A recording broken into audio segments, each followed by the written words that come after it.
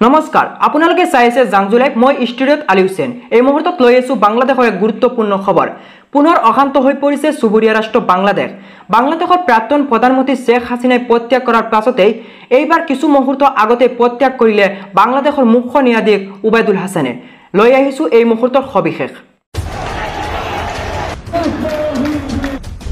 এতিয়াও শান্ত হোৱা নাই বাংলাদেশৰ পৰিস্থিতি শেখ হাছিনাৰ পিছত দেশ এৰিবলৈ সাজু হৈছে বাংলাদেশৰ মুখ্য ন্যায়াধীশ উবাইদুল হাছান এবাৰ পদত্যাগ কৰিলে বাংলাদেশৰ মুখ্য ন্যায়াধীশ উবাইদুল হাছানে শনিবাৰে দুপৰীয়া সময়ত পদত্যাগ কৰিছে বাংলাদেশৰ মুখ্য ন্যায়াধীশ গৰাকীয়ে ইপিনে বাংলাদেশৰ মুখ্য ন্যায়াধীশ গৰাকীয়ে পদত্যাগ কৰাৰ পিছতে ঢাকা বিশ্ববিদ্যালয়ৰ উপাচাৰ্য মাকসুদ কামালেও পদত্যাগ কৰিছে বুলি খবৰ আহি পৰিছে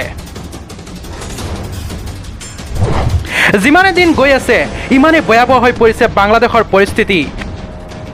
বাংলাদেশৰ হিন্দুসকলৰ ওপৰত হোৱা নিৰ্যাতনক লৈ যোৱা শুকুৰবাৰে হিন্দু সুৰক্ষা দাবী কৰি বাংলাদেশৰ ঢাকাত হিন্দু নাগৰিকসকলে ব্যাপক প্ৰতিবাদ সাব্যস্ত কৰে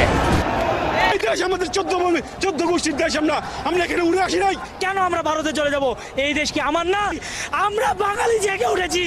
আমরা হিন্দু জেগে উঠেছি যেই মন্দির ভাঙতে আসবে তাকে একবারে ভেঙে গুড়ে চুরিয়ে দিবেন আমরা চাই আমাদের সংখ্যালঘু একটি কমিশন গঠন করা হোক এবং এই সংখ্যালঘুর উপর যেই নির্যাতন হচ্ছে সারা দেশব্যাপী সেটার তীব্র প্রতিবাদ হোক এবং যারা এই সংখ্যালঘু নির্যাতনের সাথে জড়িত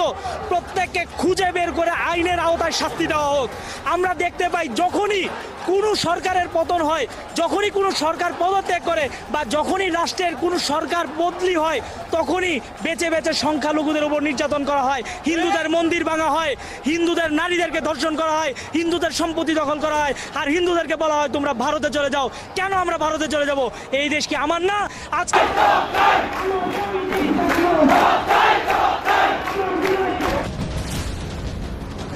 নিউজ ডেস্ক রিপোর্ট জাংজু লাইভ